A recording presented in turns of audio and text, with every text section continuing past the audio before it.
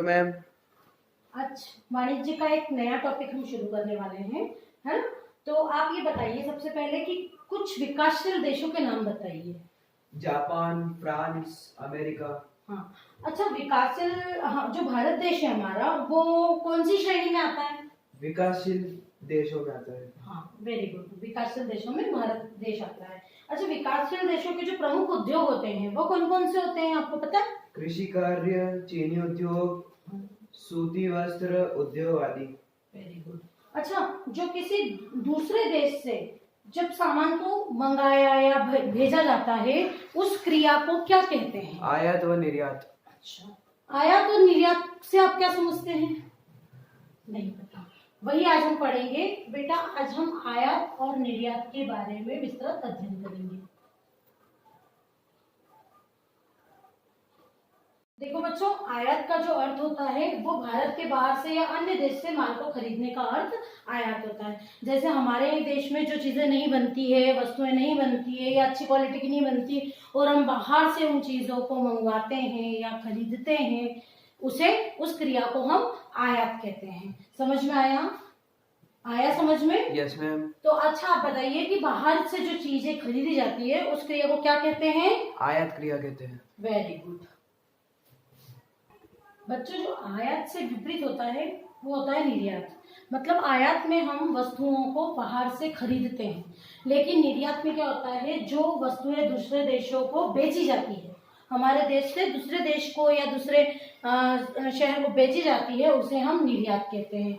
तो और ये देश से देश का ही माल होता है। जैसे एक सिटी से दूसरी सिटी में गए, वो आयात निर्यात नहीं कहलाता है। एक देश से दूसरे देश में जो माल बेचा या खरीदा जाता है वह आयात और निर्यात कहलाता है। ठीक है, अब आप बताइए कि किसी दूसरे देश में वस्तुओं को बेचना वह क्या कहलाता है?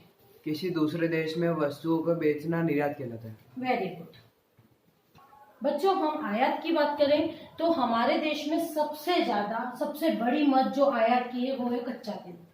मतलब सिर्फ 70% कच्चा तेल हमारे यहाँ उत्पादित होता है, बाकी 83% हम बाहर से खरीदते हैं।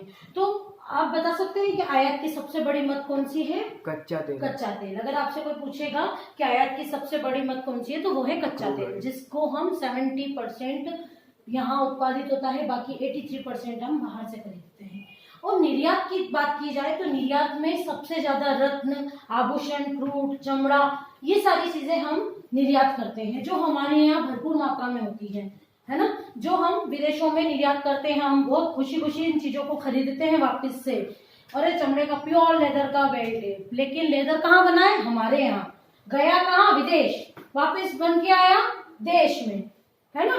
तो ये सब चीजें, क्रियाएं जो निर्यात में हुई हैं, ये हमें महंगी तो पड़ती हैं, है ना, लेकिन हम बहुत राजी होकर इन्हें खरीदते हैं। तो हम निर्यात की सबसे बड़ी मद कौन कौन सी है हमारे यहाँ, आप बता सकते हैं? रत्न, आभूषण, चमड़ा, वस्त्र आदि। ये सब ये एक्सपोर्ट होता है।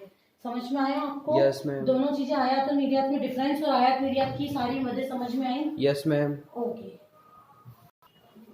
देखो बच्चों, जो एक आयात और निर्यात का वर्क होता है, इनके किनके माध्यम से होता है? ये साधन होते हैं स्थल परिवहन, जल परिवहन और वायु परिवहन। ये 3 साधन है जिनके माध्यम से आयात और निर्यात का कार्य पूरा होता है ना। स्थल परिवहन मतलब जैसे ट्रक है ना, लोडिंग वाहन है, इनके द्वारा जो बाहर सामान जाता है वह स्थल साधन है। और दूसरा जल परिवहन। जल परिवहन क्या क्या? बड़े बड़े बंदरगाह देखे होंगे आपने, है ना।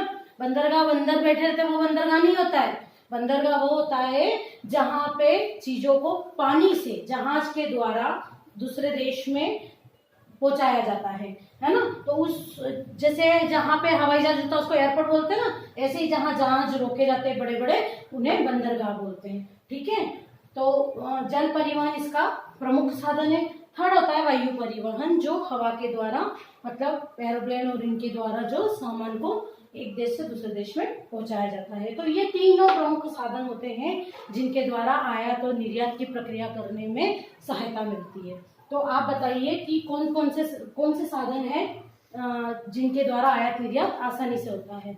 आयात निर्यात के प्रमुख साधन स्थल परिवहन, जल परिवहन और वायु परिवहन। वायु परिवहन है, ठीक है। अब आपको सब पूरा इसके बारे में जो आयात निर्यात की प्रक्रिया है उसके बारे में सब समझ में आया? Yes ma'am. तो आप क्या करेंगे कि आयात और निर्यात क्या होता है, इसका अर्थ और किन चीजों का आयात निर्यात होता है उसके उदाहरण, और स्थल परिवहन, जल परिवहन, वायु परिवहन को पूरा डिटेल में समझाएंगे और उनके उदाहरण लिखेंगे।